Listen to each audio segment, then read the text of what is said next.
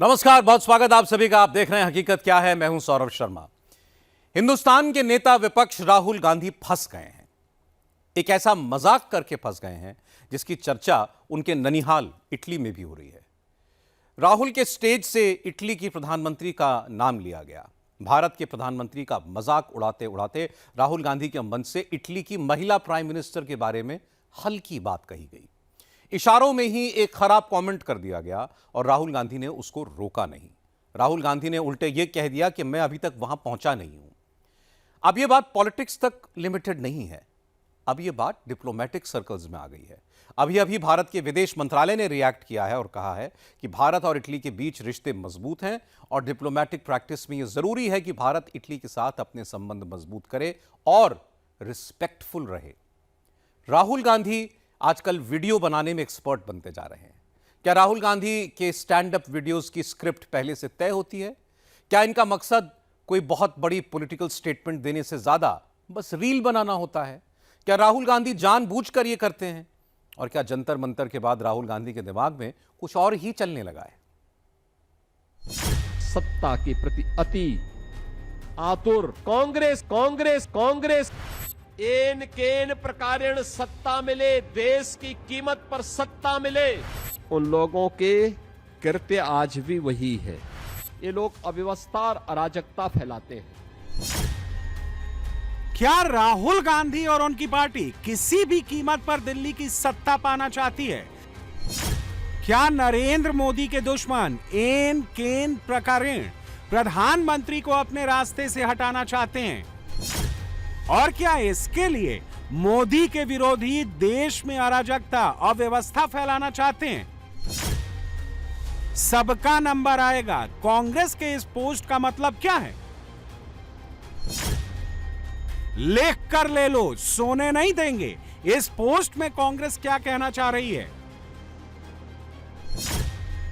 कांग्रेस किस पर केस करने की बात कह रही है? किसे जेल में डालने की धमकी दे रही है?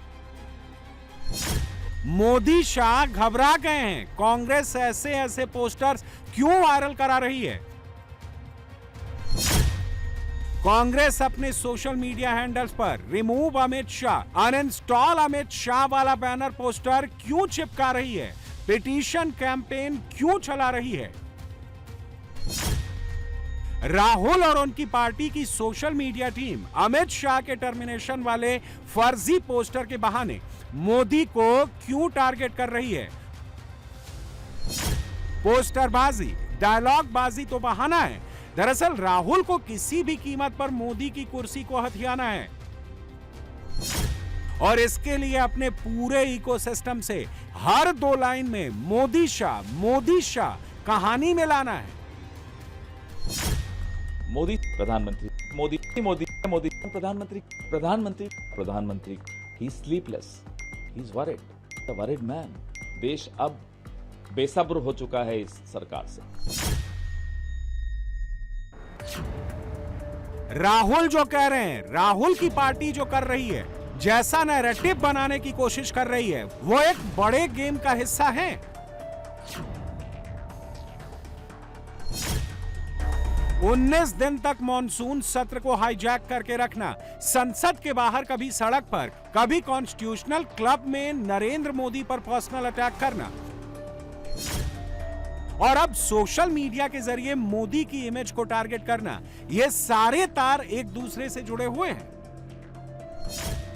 राहुल के इस प्लान के सेंटर में है बंटवारा, जिसका जिक्र योगी आदित्यनाथ ने विभाजन विभीषिका स्मृति दिवस के दिन किया है। राहुल और उनकी पार्टी किस बंटवारे वाले प्लान पर काम कर रही है, किसे बांटना चाह रही है, डिटेल आगे देंगे। पहले योगी की कही ये बात सुनिए। अपनी स्वयं की सत्ता प्राप्त होने की लिप्सा इस हद तक कि एक सनातन राष्ट्र को विभाजन की ओर धकेल करके उसके टुकड़े कर दिए गए। ये शर्मनाक कृत्य किसी और ने नहीं किया। ये शर्मनाक कृत्य क्या था? सत्ता के प्रति अति आतुर, केसरिया से मन जोगी हुआ रे, दिल झूमे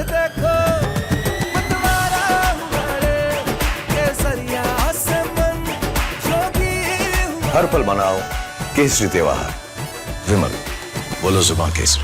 उस कांग्रेस ने जिस पर इस देश ने आंखें बंद करके विश्वास किया था, उसने उस विश्वास की कीमत विश्वासघात के रूप में इस रूप में हमें दी। याद रखना, जो लोग 1947 में मौन थे, जिनके स्वर उस समय भी नहीं फूट रहे थे, उनकी नजरें तब भी सत्ता में थी, सत्ता पर थी। एन केन प्रकारेण सत्ता मिले, देश की कीमत पर सत्ता मिले, उन लोगों के कृत्य आज भी वही है। ये अपने निहित स्वार्थ के लिए सत्ता को अपना केंद्र बना करके, उसको अपनी पर्सनल प्रॉपर्टी बना करके, उस पूरी सत्ता को अपनी पारिवारिक विरासत का हिस्सा बना करके देश के साथ यही धोखा करने वाले हैं। इन्होंने यही किया था और यही करने की मंशा के साथ ये लोग अव्यवस्था और अराजकता फैलाते हैं। 14-15 अगस्त 1947 की आधी रात को देश का बंटवारा हुआ था। बीजेपी इसके लिए कांग्रेस को कसूरवार ठहराती है और अब बीजेपी कह रही है कि 79 साल बाद वही कांग्रेस एक दूसरे किस्म का बंटवारा करने के फिराक में है।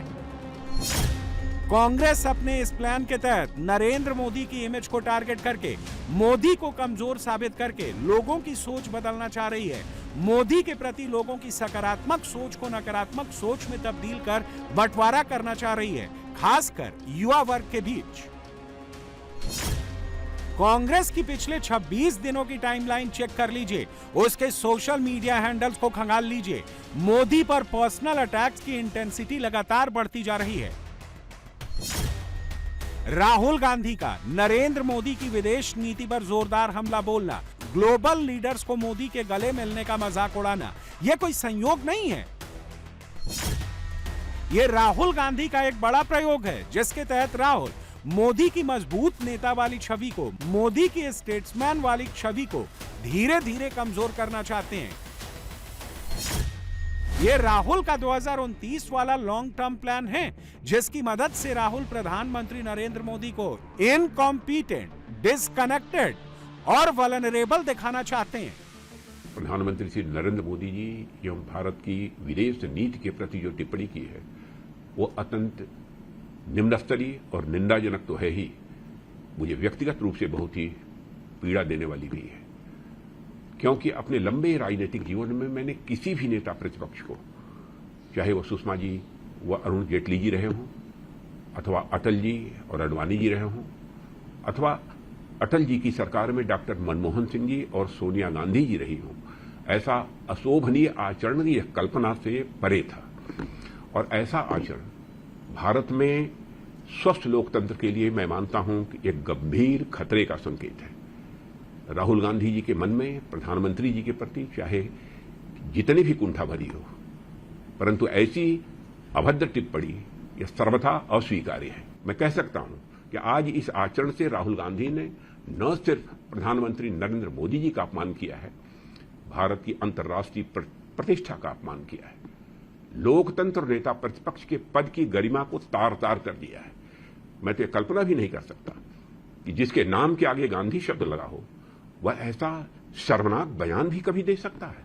कांग्रेस के औपचारिक प्लेटफॉर्म से राहुल गांधी जी ने जो असभ्य, अशोभनीय, निंदनीय भाषा का प्रयोग किया है, वो ये दर्शाता है कि शायद अब कुंठा में राहुल गांधी सभी प्रकार की पराकाष्ठाओं को पार करते चले जा रहे हैं। और कल का दृश्य इस मामले में भी महत्वपूर्ण है।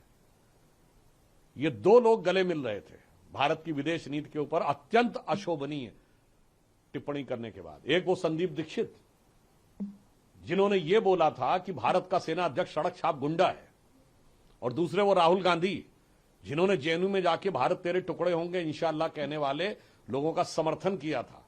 देश की जनता को समझना चाहिए कि ये दो लोग जो भारत की सेना अध्यक्ष को सड़क छाप गुंडा कहने वाला और एक भारत तेरे टुकड़े होंगे इंशाअल्लाह कहने वालों का समर्थन करने वाला मिलकर मां भारती के उस सपूत प्रधानमंत्री नरेंद्र मोदी जी के लिए इतनी अभद्र गालियां बक रहे हैं कि लगता है कि अब देश को भली भांति समझना चाहिए कौन देश के हित की बात कर रहा है और कौन एक गहरे षड्यंत्र का हिस्सा बन रहा है। जो कुछ राहुल गांधी ने बोला है उससे एक बातें और समझ में आ रही हैं कि अब ये उनकी उद्दंडता विक्षिप्तता में बदलती जा रही है। यह भी बात स्पष्ट समझ में आ रही है कि ऐसा लगता है कि वो अब कुछ अपना संतुलन खोते चले जा रहे हैं। अब ऐसा प्रतीत होने लगा कि शायद वो गालीबाजी और गालीबाजी की रीलबाजी करने वाले कॉमेडियंस के साथ अपना कंपटीशन कर रहे हैं। आज देश को यह तय करना है कि जो कुछ राहुल गांधी ने किया है ये किसी कुंठित, विक्षिप्त और मोदी जी के प्रति ईर्ष्या से भरे हुए पक्की दाढ़ी वाले चिरव्याकुल नौजवान की बचकानी हरकत है या सीमा पार के तारों से जुड़े हुए किसी व्यवस्थित षड्यंत्र के माध्यम बने हुए किसी व्यक्ति की शैतानी हरकत है। प्रधानमंत्री की इमेज को टारगेट करने वाली राहुल की बाल नरेंद्र, टेडी बॉय और हग डिप्लोमेसी वाली स्क्रिप्ट इसीलिए रेडी की गई है। अगले केसरिया से मन जोगी हुआ रे, दिल झूमे देखो मतवारा हुआ रे, केसरिया से मन जोगी हुआ। हर पल मनाओ केसरी त्योहार। विमल, बोलो जुबान केसरी। कुछ महीनों में और 2029 के लोकसभा चुनाव नजदीक आने पर कांग्रेस इस प्लान को और तेज करने वाली है। कांग्रेस को लगता है कि हाल के विवादों और विरोध प्रदर्शनों ने सरकार की छवि हिला दी है। विपक्ष ये नैरेटिव बिल्ड करने की कोशिश कर रहा है कि मोदी को कमजोर साबित करके बीजेपी को पीछे धकेला जा सकता है। राहुल को ऐसा लगता है कि मोदी की इमेज को चोट पहुंचाकर वो युवा वर्ग का वोट बटोर सकते हैं। मगर क्या सच में ऐसा है? जवाब है नहीं। नीट पेपर लीक केस और जंतर मंतर पर हुए छात्र आंदोलन के बाद आए एक सर्वे में पता चलता है कि इस वक्त भी देश के करीब 40% युवाओं में नरेंद्र मोदी ही सबसे लोकप्रिय नेता हैं। रही बात युवाओं के वोटिंग पैटर्न की, तो 2024 के लोकसभा चुनाव में एनडीए को युवाओं का लगभग 46% वोट मिला। इसमें बीजेपी को 39% और एनडीए के सहयोगियों को 7% यूथ के वोट मिले। तब इंडी अलायंस को युवाओं का लगभग 33% वोट मिला। इसमें कांग्रेस को 21% और इंडी के बाकी दलों को 12% यूथ का वोट मिला। यानी 2024 के लोकसभा चुनाव में भी बीजेपी बनाम कांग्रेस के युवा वोटर सपोर्ट बेस में 18% का गैप था। मोदी ने यहां भी यूथ के बीच लीड ले रखी थी। यानी अगर राहुल को यह लगता है कि मोदी पर पर्सनल अटैक करके वो देश के जेन जी के बीच मोदी की लोकप्रियता कम कर देंगे, तो ये उनकी सबसे बड़ी भूल है। कांग्रेस पार्टी के नेता राहुल गांधी, इन्होंने जो छिछोरापन दिखाया, उसको छिछोरेपन के सिवाय दूसरा कुछ कहा नहीं जा सकता।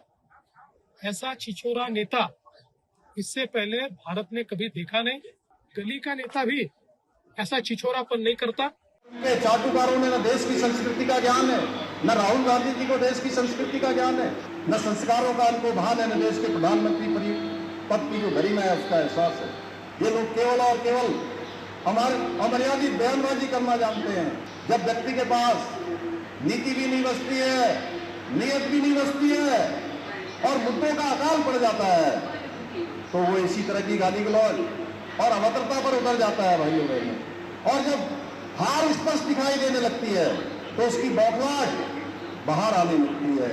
लेकिन श्रीमान राहुल गांधी जी से मैं कहना चाहता हूं कि राहुल गांधी जी, आप याद रखिए, देश की जनता आपके शब्द भी देख रही है, आपके संस्कार भी देख रही है और आपकी जो कुंठित होती हुई ये सोच है, उस सोच को भी देख रही है।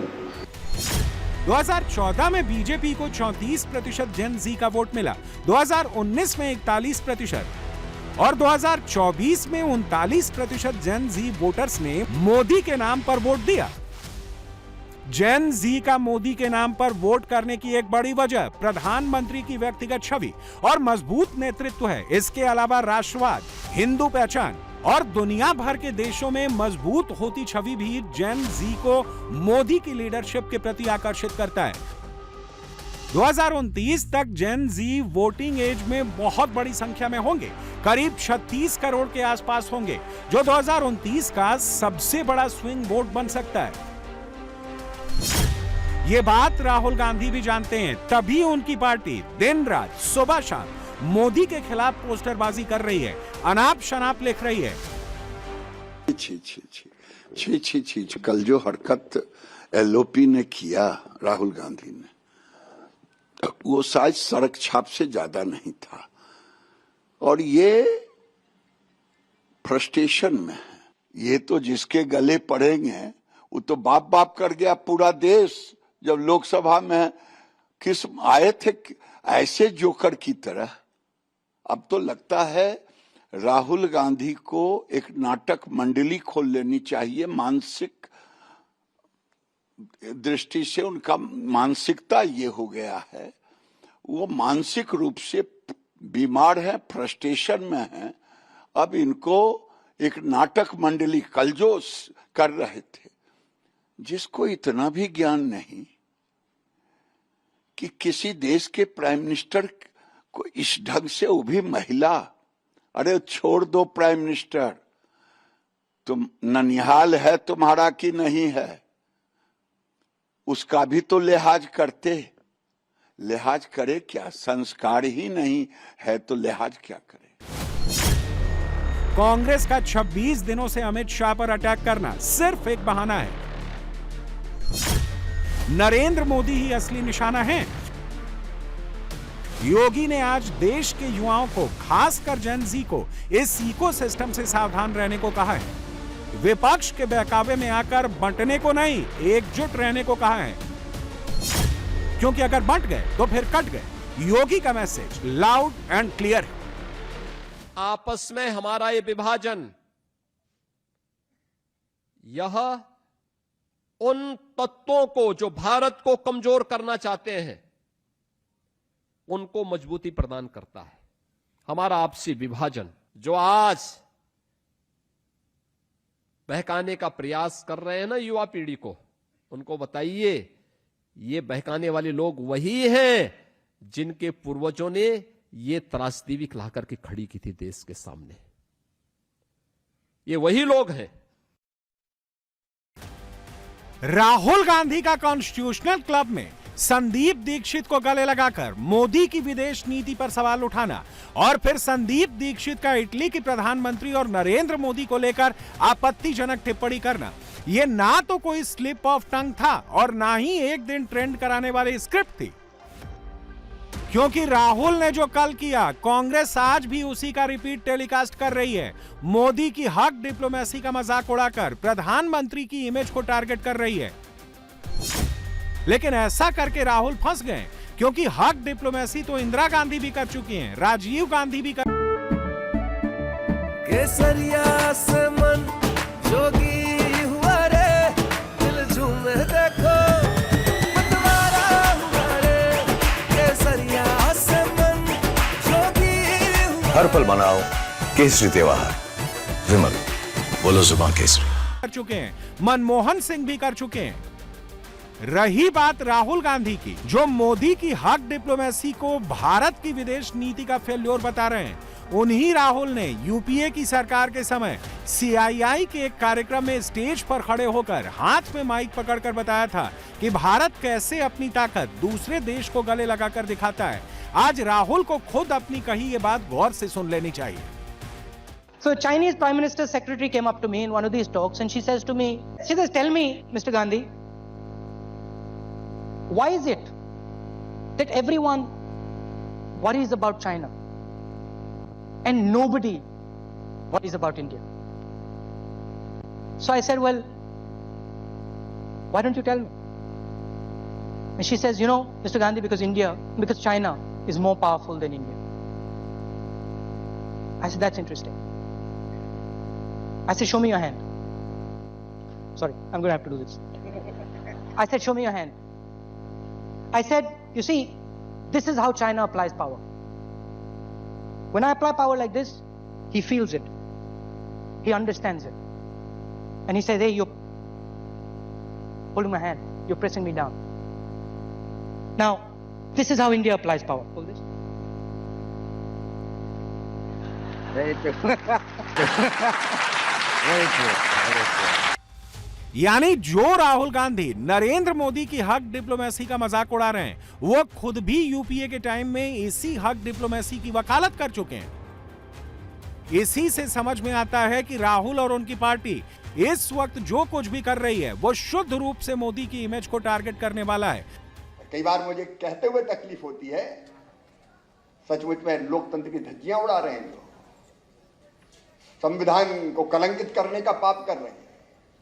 जिस ढंग से मैंने देखा, मुझसे रहा नहीं गया, ये विषय नहीं था आज का, लेकिन जिस ढंग से हमने देखा नेता प्रतिपक्ष का व्यवहार कि किसी को गले लगा रहे हैं, विदेश नीति की बात कर रहे हैं, और दूसरा व्यक्ति जो उसी पार्टी का वो ये कह रहा है, एक स्वतंत्र संप्रभु राष्ट्र के प्रधानमंत्री के लिए गलत तरह की भाषा बोल रहा है, ये पूरी दुनिया की माताओं और बहनों का अपमान है। लेकिन राहुल की ये गलती अब उन्हें बहुत भारी पड़ने वाली है और इतिहास इसका गवाह है। साल 2007 से लेकर अब तक कांग्रेस की टॉप लीडरशिप ने, सोनिया गांधी ने, राहुल गांधी ने जब जब नरेंद्र मोदी पर व्यक्तिगत हमले किए हैं, उन्हें उसका खामियाजा चुनाव में भुगतना पड़ा है। कांग्रेस के चौकीदार चोर हैं और चाय वाला जैसे तानों ने मोदी को 2014 में भी जीत दिलाई, 19 में भी जीत दिलाई, 24 में भी मोदी ही आए और आगे भी यही होने का अंदेशा है। राहुल इस गलतफहमी में बैठे हैं कि उन्होंने प्रधानमंत्री पर पर्सनल अटैक करके उनकी छवि तोड़ दी है। सच्चाई ये है कि राहुल अपनी इस गलती से नरेंद्र मोदी की छवि को और भी ज्यादा मजबूत कर चुके हैं, एक और सेल्फ गोल कर चुके हैं। पुतिन ने यूक्रेन के एक और पोर्ट पर मिसाइल हमलों से तबाही मचा दी है। रूस ने काला सागर से डेन्यूब के डेल्टा तक यूक्रेन की नाकाबंदी कर दी है। यूक्रेन के पास अब समंदर और नदी से जहाज आने जाने के रास्ते बंद हो गए हैं। ज़ेलेंस्की ने सीज फायर की मांग की है। पुतिन सीज फायर के मूड में नहीं है। रूस ने ब्रिटेन और पश्चिमी देशों के जहाजों को भी जब्त करने के आदेश दे दिए हैं। रूस यूक्रेन युद्ध बढ़ता जा रहा है और नेटो देशों में धमाके भी शुरू हो गए हैं।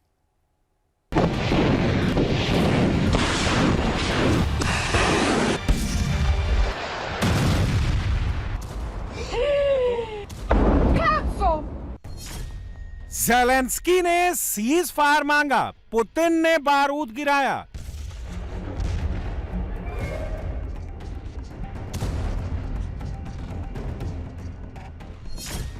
रूस का डेन्यूब के डेल्टा पर अटैक, यूक्रेन के 2 और पोर्ट बर्बाद।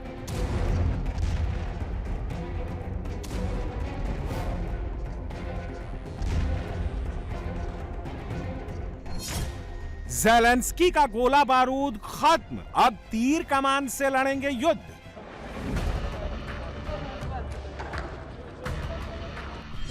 पुतिन को हराने के लिए ज़ेलेंस्की ने तीर कमान उठा लिया है। उनके निशाने पर मॉस्को है, मगर निशाना सटीक नहीं है। कमान से निकला तीर पिन पॉइंट टारगेट से चूक रहा है। ज़ेलेंस्की एक तीर से 3 शिकार करने की फिराक में है, मगर खतरा है कहीं शिकारी खुद शिकार ना हो जाए। पुतिन का निशाना टारगेट पर है। काला सागर के बाद डेन्यूब के डेल्टा में बने यूक्रेन के पोर्ट अब तबाही झेल रहे हैं। आग के ये गगनचुंबी शोले यूक्रेन के इस्माइल पोर्ट से उठ रहे हैं।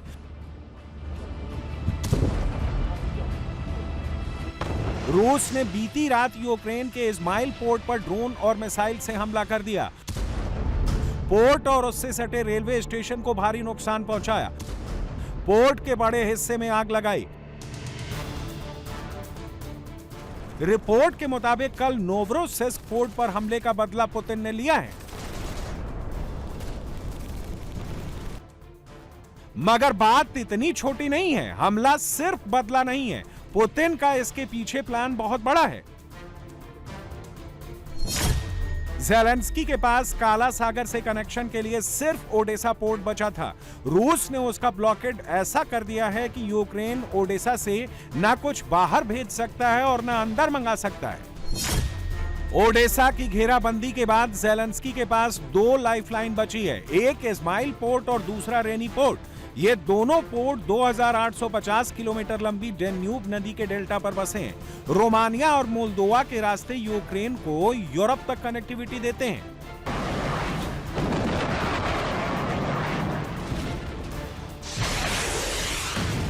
पुतिन ने दोनों ही पोर्ट को तबाह करने का ऑर्डर रूसी एयरफोर्स और नेवी को दे दिया है।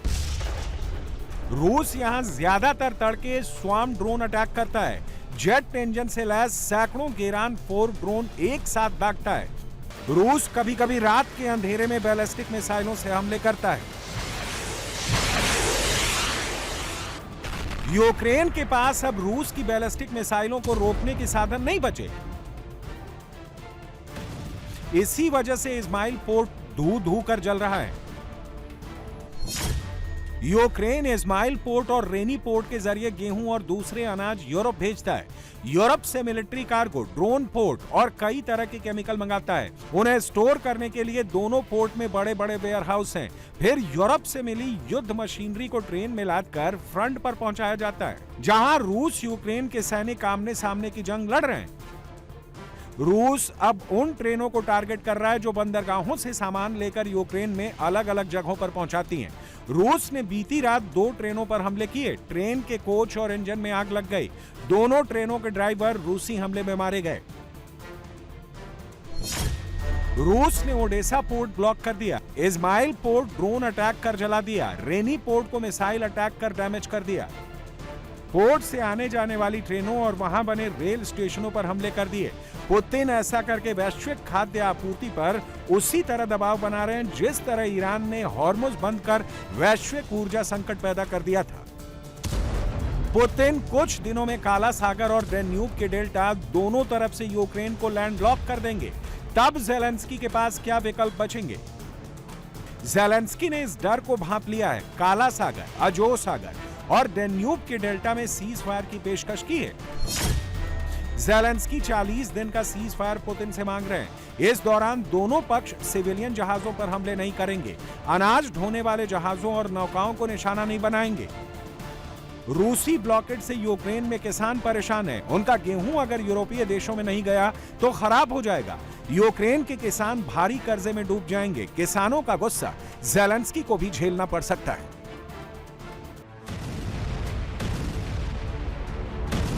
ज़ेलेंस्की की सीज फायर वाली डिमांड पर पुतिन ने चुप्पी साध ली है।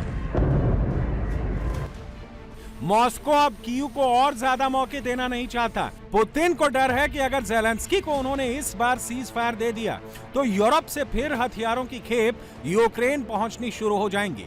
फ्रंट पर जहां रूस को अच्छी खासी बढ़त है, वहां यूक्रेन फिर हावी होने की कोशिश करेगा।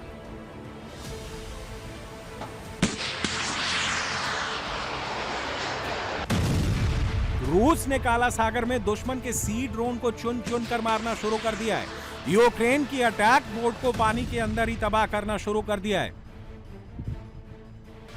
रूस इन्हें मिसाइल हमलों से खत्म कर रहा है। इसमें पुतिन को खर्चा ज्यादा करना पड़ रहा है।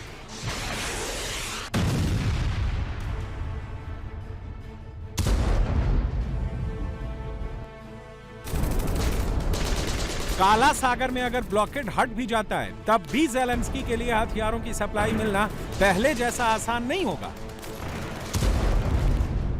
पुतिन ने यूरोपीय देशों को चेतावनी दी है। काला सागर से कैस्पियन सागर तक जहां भी इन देशों के जहाज मिलेंगे, रूस उन पर कब्जा कर सकता है।